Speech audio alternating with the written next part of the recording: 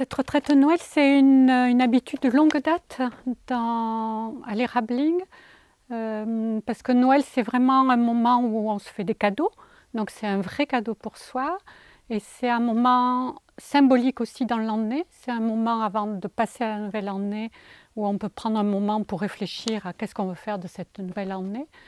Et en même temps, c'est un moment de fête, Noël, donc c'est un moment où on peut combiner réflexion, méditation, retraite, mais aussi la joie d'être ensemble et la fête.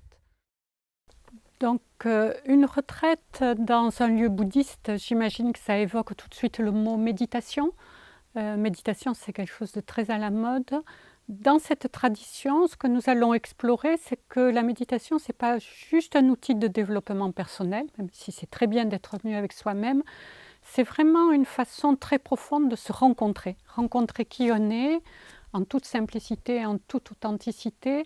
Et c'est de cet espace-là qu'on peut rencontrer l'autre. Donc c'est vraiment un vrai chemin spirituel, dans le sens où ça donne accès à ce que je suis en profondeur, à ce qui est vraiment moi, ce moi le plus subtil et le plus profond possible, et de pouvoir rencontrer l'autre dans cette même espace, parce que dans le bouddhisme, vraiment, cette compréhension et cette sagesse qui vient de l'étude de la pratique, elle est complètement mêlée à la compassion ou un altruisme ou une bienveillance authentique qui fait que l'autre, il n'est pas éloigné de mes préoccupations, il est complètement mêlé à cette démarche.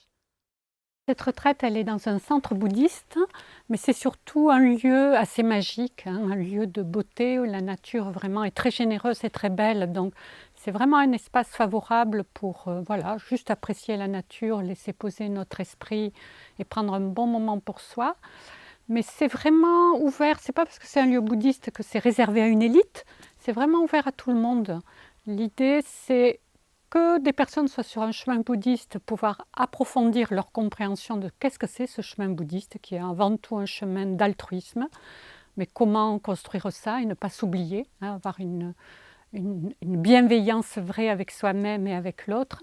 Et pour des nouveaux, c'est découvrir ce que le bouddhisme a à leur apprendre, sans forcément devenir bouddhiste, mais sur des thèmes qui sont quand même assez fondamentaux, c'est-à-dire qu'est-ce qui est essentiel dans ma vie, à côté de quoi je n'ai pas envie de passer, qui donne du sens, et donc j'ai envie d'avoir un espace pour y réfléchir, le mûrir et vraiment pouvoir le mettre en place après dans ma vie.